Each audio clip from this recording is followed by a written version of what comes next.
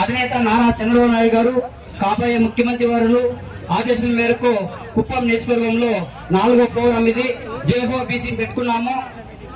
ఈ రోజు ఈ కార్యక్రమానికి ఇచ్చేసిన జనరల్ సెక్రటరీ నియోజకవర్గం వెంకటరమణ గారికి స్వాగతం తెలియజేసుకుంటూ, అదే విధంగా రామకుప్పం బీసీసీఎల్ అధ్యక్షులు వీళ్ళ గారికి కూడా స్వాగతం తెలియజేసుకుంటూ, అదే విధంగా మున్సిపాలిటీ సతీష్ గారికి కూడా స్వాగతం తెలియజేసుకుంటూ, అదేవిధంగా కుప్పం మండలం ఈశ్వర్ గారికి కూడా స్వాగతం తెలియజేసుకుంటూ, గుడిపల్లి మండలం బీసీసీఎల్ అధ్యక్షులు ఉదయ్ కుమార్ గారికి కూడా స్వాగతం తెలియజేసుకుంటూ, ఈ రోజు ఈ కుప్పం నియోజకవర్గంలో 4.5 సంవత్సరాలుగా మన బీసీల పైన జరుగుతున్న దాడులు కానీ, కేసులు కానీ, వాళ్ళు చేసిన అవినీతి కానీ ప్రతి ఒక్క ప్రజలకు మనం చెప్పాల్సిన బాధ్యత ఉంది. ఈరోజు ఈ రాష్ట్రంలో 74 మందిని ఈ సైకో జగన్మోహన్ రెడ్డి వచ్చిన తర్వాత 74 మందిని కిరాతంగా చంపేశారు. అదేవిధంగా బూత్ స్థాయి నుంచి రాష్ట్ర పార్టీ అధ్యక్షులు అచ్చెన్నాయుడు వరకు మొట్టమొదటిసారిగా ఈ సైకో సీఎం అయిన తర్వాత మన బీసీల పైనే కేసులు పెట్టింది కూడా మాజీ మినిస్టర్ల పైన, పార్టీ అధ్యక్షుల పైన, బూత్ స్థాయి ఇన్ఛార్జి ప్రతి ఒక్కరు మన తెలుగుదేశం పార్టీకి అండదండలుగా ఉన్నారనేసి కేసులు పెట్టారు. ఈరోజు 54 కార్పొరేషన్లు పెట్టి ఒకే ఒక కార్పొరేషన్ కన్నా బడ్జెట్ కేటాయించి మన బీసీలను ఆదుకున్నారా? ప్రతి ఒక్కరు ఆలోచించండి.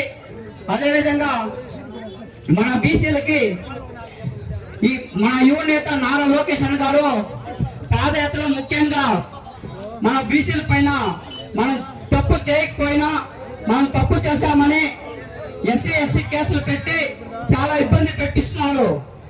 ఒక్కసారి ఆలోచించండి. మన బీసీ సోదరులకు అందరికీ తెలుగుదేశం పార్టీ అండగా ఉందని ప్రత్యేక చట్టాన్ని తీసుకువచ్చి ఈ రోజు మన అందరికీ అండగా ఉంటుంది. ఈ రోజు ఈ రాష్ట్రంలో జరుగుతున్న అన్యాయాల పైన ఉన్ని ఈ నియోజకవర్గంలో జరిగే విషయాలు నేను చెప్తానండి. ఈరోజు ఒక కులం పేరు చెప్పుకొని ఈ భరత్ రెడ్డి వచ్చి ఎమ్మెల్సీ తీసుకొని ఇక్కడ ఈ నియోజకవర్గంలో మాట్లాడుతున్నారు.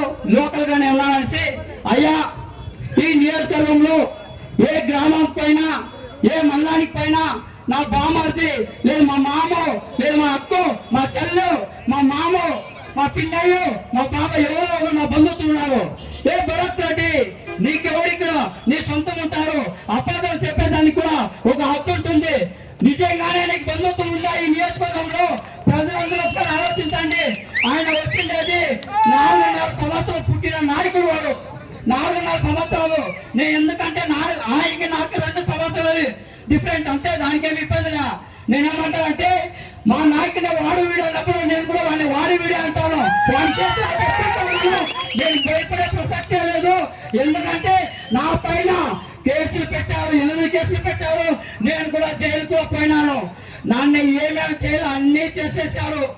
నీ కథ ఏమో మా సార్ వరకు దయా, మీ కథ ఏమో మా సాయి మా తెలుగుదేశం పార్టీ కార్యకర్తలు చూసుకుంటారు. నీ సాయి తెలుగుదేశం పార్టీ కార్యకర్తలంతా కుప్పం నియోజకవర్గంలో గట్టిగా పిడికిలు బిగించి ఊదితే తెలంగాణలో కొట్టాలో గుర్తు పెట్టుకో బిడ్డ. ఏమనుకున్నావు? ఈ తెలుగుదేశం గడ్డ, ఈ బీసీల అడ్డ ఇది తెలుసుకోవడం. ఈ కుప్పం నియోజకవర్గంలో మా నాయకుడు ప్రతి అడుగు ప్రతి ఇంచి తెలుసా? నువ్వేమంటున్నావు?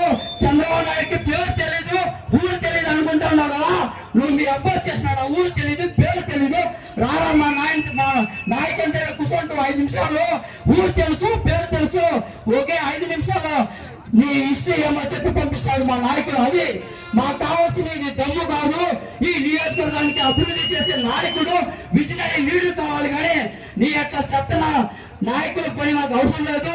అయ్యా ఈ నియోజకవర్గంలో ఈ భరత్ రెడ్డి వచ్చిన తర్వాత ఇక్కడ దోసుకున్నది గ్రానైట్లు కానీ, అదేవిధంగా భూతగాలు ఉంటే